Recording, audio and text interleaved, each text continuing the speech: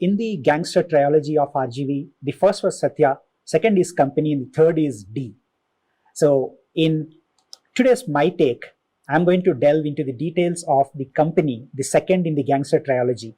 So we have an exciting discussion lined up with Ramu. Hopefully we'll unearth and bring up facts and trivia about Company that you haven't heard so far.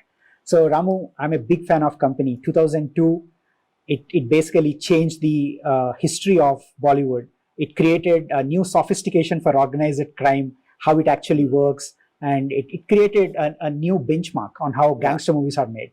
So comparing Satya and Company, Satya was very raw and rustic. You showed sweaty faces, you showed Tapori-like local gangsters moving around and shooting with country-made guns. And Company took it to the next level. There is a level of sophistication, there is a level of polishedness, and you bring in corporate governance and show organized crime in a very different lens. So what changed between Satya and Company? See, if you take Satya, like I mentioned in our past interview also, it's like the basic line. My understanding of the underworld was very, very minimal when I was making Satya. It is some anecdotes I heard from somewhere, and incident here, a character there, things like that. No, that was done in 97, 98 release. The escalation of the underworld battles happened after that, actually, mostly. So it was at a fever pitch between 98 and 2000, you know. That is when I actually started understanding how the organizations operate. So the dons, there was no don in Satya. Right. I never really established who's the boss of whom. And it was more like a Govind Namdev, Bau's character is a political guy.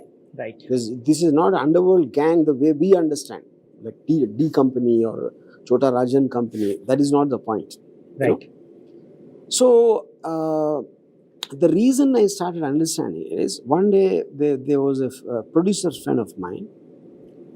I was talking to him, and he introduced a gentleman to me, and he said that guy knows Dawood Ibrahim and Chota Rajan. He was working with them. He knows them on a first-hand level. Okay, so the newspapers were full of stories of the war between the Rajan gang and the Dawood gang. You know. So then, when I asked him about this, he said a line which basically became Company. He said, "वो लोग के बीच में इतना प्यार है. They hate each other because once they loved each other. But even now, if so many people died, they killed on each side. Even now, if Chota Rajan is smoking and Dawood calls, he will throw the cigarette. He's got that respect. Nafrat karte isliye ki pyar karte." I thought that was the one-line story of Company. You know, so basically there is a mentor-prodigy, which is exactly what happened between Dawood and Chota Rajan. And then things didn't work out over the years, and then they split. Right. You know, which created the war. You know, the emotional betrayal and the hurt being the primary thing rather than revenge is what I think is a novelty of Company. Absolutely. Yeah. So in Satya, we get to see the politician and the gangster nexus. You know, Bau using Guru Narayan and Bikku Matre to interplay his own dynamics. So very seriously speaking, Satya is not an underworld film, actually. Because underworld is very heavily, the dons are the people. And the dons are not politicians. They might have a connection, but they are not really the point. Right. Yeah.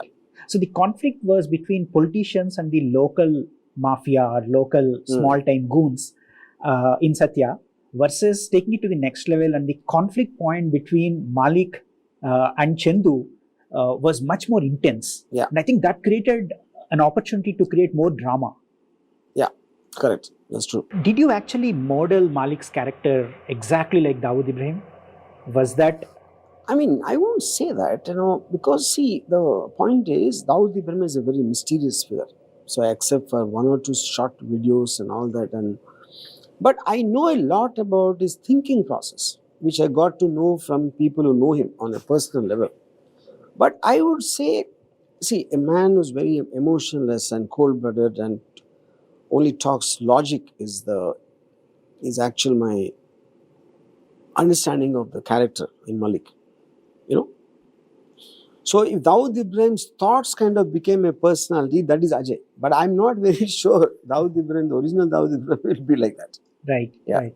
So coming back, I think this is one of the unique collaborations between Boni Kapoor, Ashwini Dutt, and you. How did that transpire? What made you work I mean, with them? that was not easy because Boni and Ashwini Dutt also know each other. They did something together and they made films with Anil Kapoor and all that. And the fact that Satya was such a big hit and me coming back with another gangster film is what I think, since I also know Ashwini Dutt did Govinda Govinda together. It just happened over just a chat. There's no great this thing on that, yeah.